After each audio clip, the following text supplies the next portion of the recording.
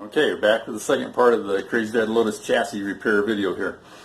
So you could see in those pictures how mangled that thing was. And after we got that front C section torn off of there and getting ready to go back in, I got it pretty straight.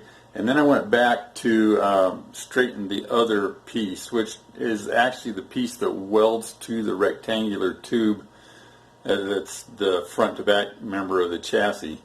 And when you start looking in there, you can see how much torn metal and welds had been ripped out of it and that kind of thing that existed in there. And as I straightened that piece out, it became pretty obvious that I wasn't going to get it to stay structurally sound on its own.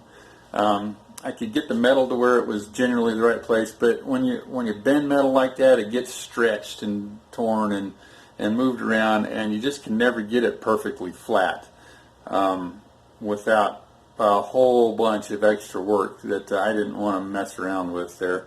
In fact, at that point, probably would have been better just to cut that chunk of metal out and fabricate a new piece to go in there, but I didn't think that I needed to do that. So these next few pictures are going to show that I cut a couple of pieces of kind of medium weight angle iron to go across the top and the bottom of that section that was the back of that front cross member. And when I put those in there and clamped them in place and welded them up, that totally stiffened that thing up, and I believe made it way stronger than what it originally was, and allowed me to not have to stress so much about that sheet metal being perfectly flat and fitting in against everything like it originally did.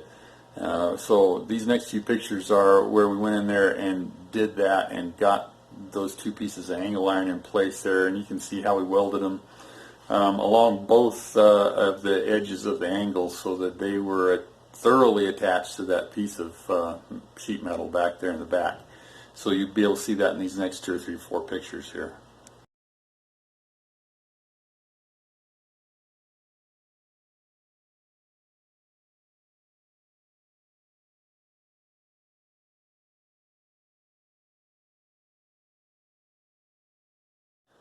All right, and then the next one is where we're really starting to go back together with things.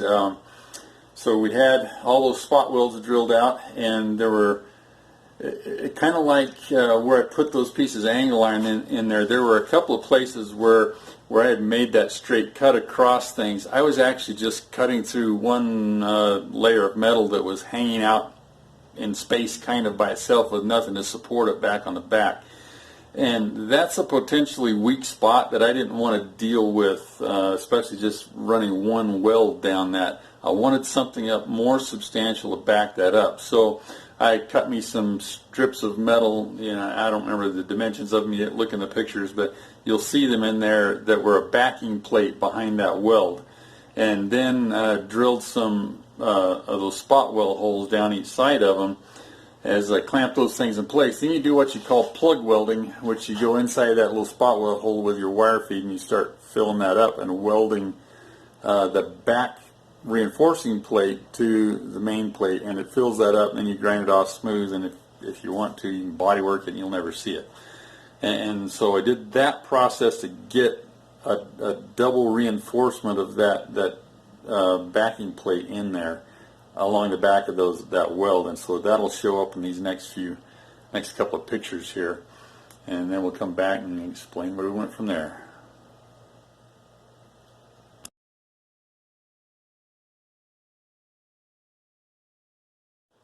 Okay, turns out I only had one picture of that, but I think you get, if you need to pause the video, you'll be able to look at that a little bit closer. But you'll see that those backing plates in there can really add to the strength of that. Plus, they stiffen up that place where if you don't have that in there, that metal could flop and warp and distort and things like that. So just another little way of reinforcing it. So one thing to think about here at this point in the game, you go, well, you just added some more, substantially more metal into that front cross member, and you're right, I did. When you think about the Lotus philosophy being lightweight with a small engine in it, it kind of, you say, well, that defeats that purpose. But on the flip side of that, I didn't add 5 pounds of metal into the front of that car. and so it really isn't going to affect its performance or anything significantly. It's just like if I had an extra bowl of ice cream last night and weighed 5 pounds more when I got in to drive it this morning. So anyway, it's no big deal. Yeah, if I did a whole lot of that, too much of it, I probably could have really messed up the power to weight ratio of the thing. But again, you got to add several hundred pounds in to do something drastic in that direction. So I'm not worried about it. I was willing to sacrifice that tiny bit of weight for the extra strength that I got. And I really believe that as I put that thing back together, that I've come up with a front cross member that's even stronger than the one that was originally in there. And so maybe I sacrificed 3 or 5 pound weight gain for that, but I don't think it's a big deal. All right, so my next picture there is, it's the spot welds. So I drilled out with that rotor broach, and when you do that, there's still a little hump of metal left there on top of the second layer, that thing where it cut the circle out and left a little tiny centerpiece of circle. So you do need to get your grinder and make sure that you're grinding all of those spot welds flat back to the second layer of metal. First of all, if that little thing happens to be off-centered, it can be loose and you'll have a bad weld connection there. So grind it back so you've got nice, pretty, clean metal there, so it's easy to weld to, and it also doesn't separate your metal and keep your metal up where it shouldn't be. It allows you to get those joints back tight together. And so that's what this next picture is about, and then we'll slip back and explain the next one.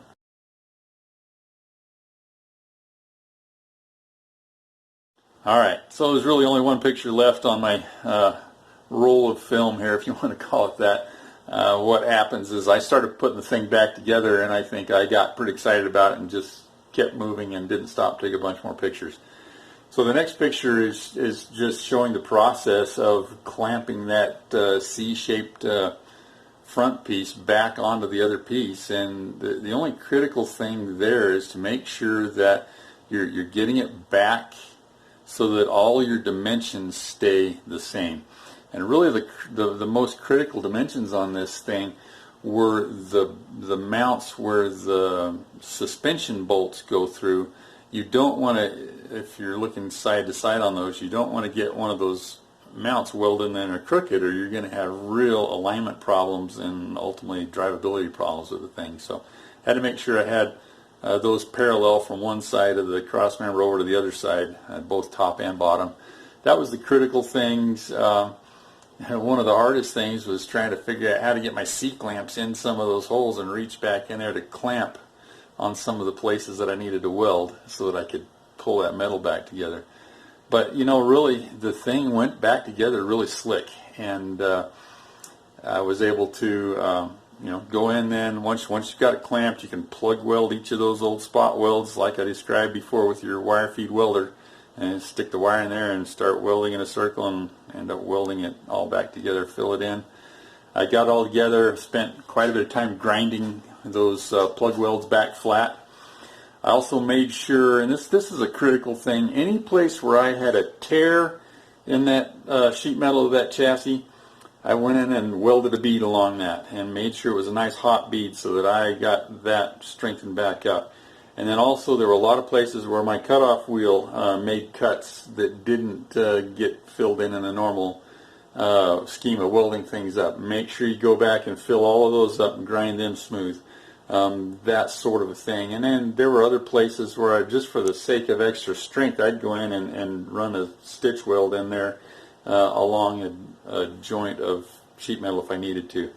Just don't skimp on the welding on this part of the thing. It's really critical, and that's what's going to give you a repair that ends up being as strong or stronger than what you started with. And this is where in the automotive industry a lot of people shy away from rebuilding a totaled car because they're talking about, well, it'll never be as strong as it was before you started. And I'm here to tell you that's actually not true. If you know what you're doing when you go to rebuild a car, in any part of a car, you can strengthen it, make it to where it is as strong as it originally was. And that's important. And on this particular one, I feel completely comfortable with what we ended up with here. So what you saw there was really the first of the series of the welds that ended up putting that whole front cross member back together. So I'll show you that, and then we'll skip on to some of the final welding on the thing.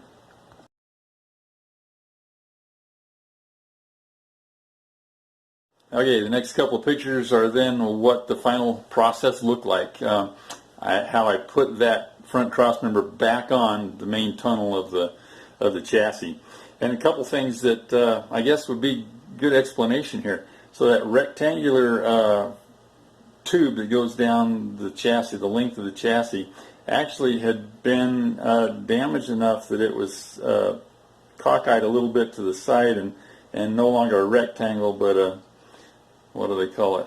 I don't remember. Anyway, whatever the terminology is for being a little diamond shape. So I had to get inside of that. I think I got in the inside with a jack and actually jacked the thing out to make that thing come back into a perfectly square rectangle there. And so I got that there to start with, then was able to get my cross member up there. So I had the chassis up on sawhorses at this point. So I took the back part of it, got a level across the back of it to make sure that that the back was level. Then when I put the front on, I set the level on that again, and I got that level. So now I have all my pieces level. And then I started taking some measurements. I got some clamps on it to hold it in place. I think I actually used tie-down straps from my motorcycles and cinched that cross member back towards the back. But I just took some measurements, diagonal measurements from front corner to back corner and another front corner to back corner, made sure that they were the same. And that way I knew that all my dimensions of my chassis were square. And at that point, put a bunch of tack welds around the thing to hold it in place, and then just started tacking or welding the thing back together. And one critical thing to remember at this stage of the game, you're still working with sheet metal here, and even if you're working with heavy metal in a car, it's not a great idea, like you're fabricating a chassis, to just take something and weld all the way around it or something like that, because there's heat distortion and things that work into there and can really, they can actually draw you back out of alignment and out of square and cause a lot of problems here. So what I did on this thing is I start where that front cross member welded to the tube going down the length of the chassis, and I started in there, and I'd make little 1-inch long welds, and I'd skip 3 or 4 inches and another inch weld and down that way, and then I'd go back and fill them in 1 inch at a time, taking care to let the thing cool off in between all these welds. And in the end, it all welded up real nice. Checking the dimensions again, we were way within tolerance of what would work out on it. And as I looked at that thing and the way it was originally attached, and actually this is another interesting thing here, was a series of little 1-inch welds down there with an inch and a half space in between them.